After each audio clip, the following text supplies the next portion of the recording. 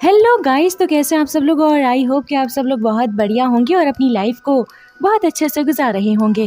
तो दोस्तों, आज हम जिस मूवी की एक्सप्लेनेशन करने वाले हैं उसका नाम है मैलेफिसेंट और ये मूवी साल 2014 में रिलीज हुई। मूवी का आगाज दो नेबर किंगडम से होता है। एक किंगडम ह्यूमंस का होता है जिसे एक लालची किंग चला रहा होता है, जबकि दूसरा किंगडम मोर्स का है जिसमें मैजिकल क्रिएचर्स रहते हैं। मोर्स की एक ट्री पर एक छोटी उम्र की फेरी मैलेफिसेंट रहती है और उसकी उधर हर क्रिएचर से दोस्ती होती है। एक दिन वहाँ ह्यूमन किंगडम से एक बच्चा आता है और रिवर ऑफ जेवल से जेवल चोरी करता है। उसे उस बच्चे के आने का पता चलता है और वो उससे मिलने जाती है और वो उसे जीवल लेकर रिवर में फेंकती है और फिर उसको अपने साथ ह्यूमन किंगडम ले जाती है। रास्ते में बच्चा बताता है कि उसका एम है कि वो एक दिन केसल में जाए, लेकिन अभी तो वो ऑर्फन होने की वजह से एक वन में रहता है। जब वो रास्ता जुदा करने लगते हैं तो वो बच्चा अपना नाम स्टेफन बताता है और अपना हाथ आगे करता है। मैलेफिसेंट हाथ मिलाते ही दर्द में पीछे हो जाती है और स्टेफन की पूछने पर बताती है कि उसने आयरन की रिंग पहनी है और फेरीज आयरन से हर्ट होती हैं। अब ये सुनने पर स्टेफन अपनी रिंग दूर फेंक देता है और जाते हुए प्रॉमिस करता है कि वो फिर जरूर आएगा। मैलेफिसेंट उसके करीब आती है और रिंग फेंकने के एक्ट से काफी इम्प्रेस हो जाती है और सारा टाइम उसके बारे में सोचती रहती है। वक्त के साथ साथ उसकी दोस्ती प्यार में बदल जाती है और मैलेफिसेंट के 16वें जन्मदिन पर स्टेफन उसे ट्रू लव किस देता है और फिर काफी अरसे तक वो पैसे कमाने और अपने ख्वाब पूरे करने की वजह से मोर्स में नहीं आता, जबकि मैलेफिसेंट बड़ी हो के एक पावरफुल फेरी बन जाती है और मोर्स की हिफाजत करती है। इसी तरह एक दिन लालची किंग हेनरी मोर्स क्रिएचर का सुन के कब्जा करने के लिए अपनी आर्मी लेकर आता है। मैलेफिसेंट दूर से आर्मी को देखकर उसके सामने पहुंचती है और उन्हें वापस जाने का कहती है। हेनरी उसका मजाक उड़ाते हैं और अपनी आर्मी को इस पर अटैक करने का कहता है। तो मैलेफिसेंट ट्री ब्रांचेस यानी शाखों से बने हुए क्रिएचर को बुला लेती है। वो आर्मी से लड़ने लगते हैं और मैलेफिसेंट हेनरी के पास जाती है, लेकिन वो उसे आयरन लगा के जख्मी कर देता है और अपनी आर्मी के साथ केसल भाग जाता है। केसल में किंग हेनरी बीमार पड़ जाता है और ऐलान करता है कि जो उसका बदला लेकर मैलेफिसेंट को मार देगा वो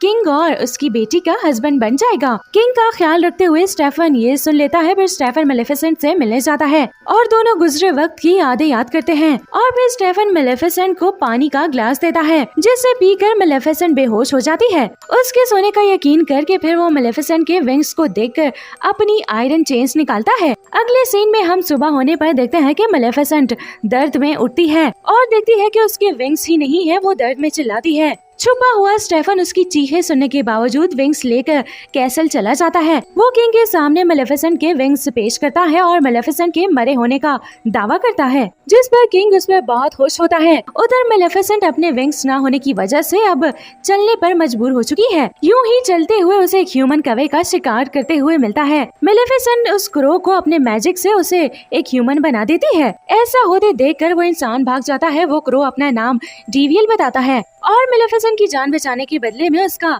सर्वेंट बन जाता है। मैलेफिसेंट उसे ह्यूमन किंगडम खबर लेने भेजती है तो वो वापस आकर बताता है कि स्टेफन किंग की बेटी से शादी करके किंग बन गया है। इस पर मैलेफिसेंट दिल बर्दाश्ता होती है और मोर्स को डार्क किंगडम में बदलकर सब क्रिएचर पर राज करने लगती है। कुछ वक्त गुजरता है, फिर एक दिन डीवियल मैलेफिसेंट को बताता है कि स्टेफन की बेटी हुई है और जिसकी सेलिब्रेशन रखी गई है। मैलेफिसेंट वहां आ जाती है और सबके रोकने के बावजूद अरोरा को कर्ज देती है और वो कहती है कि उसके 16वें जन्मदिन पर अरोरा को स्पिनिंग व्हील यानी चरख की सुई पर अरोरा को अपनी उंगली जख्मी करे, जिससे वो गहरी नींद सो जाए और कभी ना उठ सके। ये सुन के किंग स्टेफन अपने घुटनों पर बैठकर मैलेफिसेंट को ये कर्ज वापस लेने का कहता है। तो मैलेफिसेंट उसका मजाक उड़ाते हुए कर्ज में एडिशन करती है और वो कहती है कि अरोरा अपनी नींद से उठ तो जाएगी अगर उसे उसका ट्रू लव किस करे, लेकिन स्टेफन और मैलेफिसेंट दोनों जानते हैं कि ट्रू लव एग्जिस्ट ही नहीं करता। अब मैलेफिसेंट वहाँ से वापस मोर्स आ जाती है, जबकि स्टेफन अरोरा को उसके 16वें जन्मदिन तक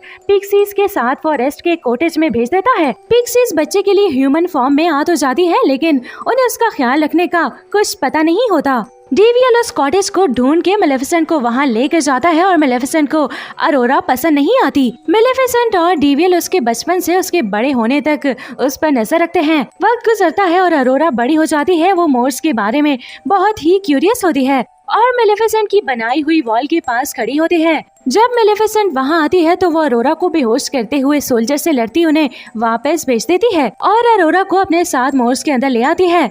उसके बाद अरोरा अक्सर ही मोर्स में दिखाई जाती है और उसकी मोर्स के क्रिएचर से दोस्ती हो जाती है। अब उसका ध्यान रखते रखते मेलेफिसेंट उसकी केयर करने लग जाती है और अरोरा की मोहब्बत में गिरफ्तार होती हुई अपना दिया हुआ कर्ज भी वापस लेने की कोशिश करती है, लेकिन कामयाब नहीं हो पाती। और अब जैसे जैसे अरोरा का 16वां जन्मदिन करीब आता है तो दोनों किंगडम्स में बेचैनी बढ़ जाती है, जबकि मेलेफिसेंट अरोरा को उसकी बर्थडे से एक दिन पहले बताती है कि दुनिया में बहुत सारे इवल्स होते हैं और वो उसे बताने की कोशिश करती है। तो अरोरा अपनी बर्थडे के बाद भी मोर्स में मेलेफिसेंट के साथ रहने की ख्वाहिश जाहिर करती है और उधर ही राबर्ट के प्रिंस फिलिप अरोरा से मिलता है और उन दोनों को दूर से देखता डेवियल मेलेफिसेंट को होप देता है कि फिलिप अरोरा को ट्रू लव किस देकर कर्ज से बचा सकता है। ये सुनकर मेलेफिसेंट कहती है कि ये कर्ज तो उसने इसीलिए ही तो दिया था कि ट्रू लव एग्जिस्ट नहीं करता।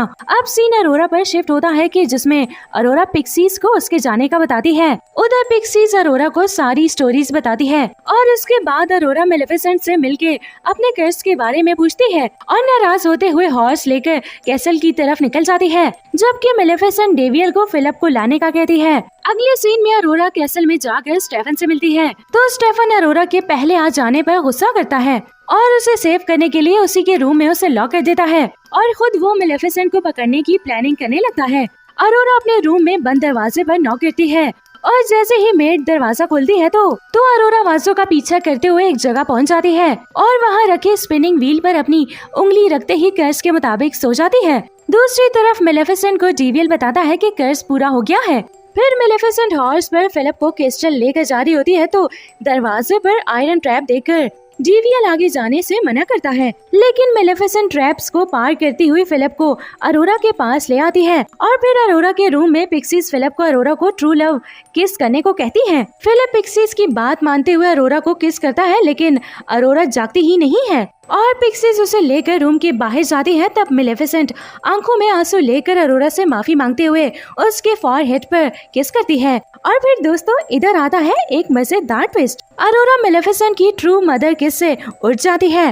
वो एक दूसरे को देखकर खुश हो जाते हैं। फिर दूसरी तरफ स्टेफन को मेलेफिसेंट के कैसल में होने का बताया जाता है, लेकिन दोस्तों मूवी के लास्ट में स्टेफन कैसल से नीचे गिर के मारा जाता है और हम देखते हैं कि मेलेफिसेंट मोर्स के गिर्द दीवारें हटा देती है और मोर्स को उसकी असल हालत में ले आती है और अरोरा को ह्यूमन किंगडम और मोर्स किंगडम की यूनिफाइड क्वीन बना देती है। तो दोस्तों मॉरल ऑफ द स्टोरी है कि जरूरी नहीं है कि ट्रू लव सिर्फ लड़का और लड़की का ही हो और ट्रू लव पेरेंट्स, फ्रेंड्स और सबका भी हो सकता है। सो गाइस कैसी लगी आप सबको आज की एक्सप्लेनेशन, हमें कमेंट सेक्शन में जरूर बताइएगा।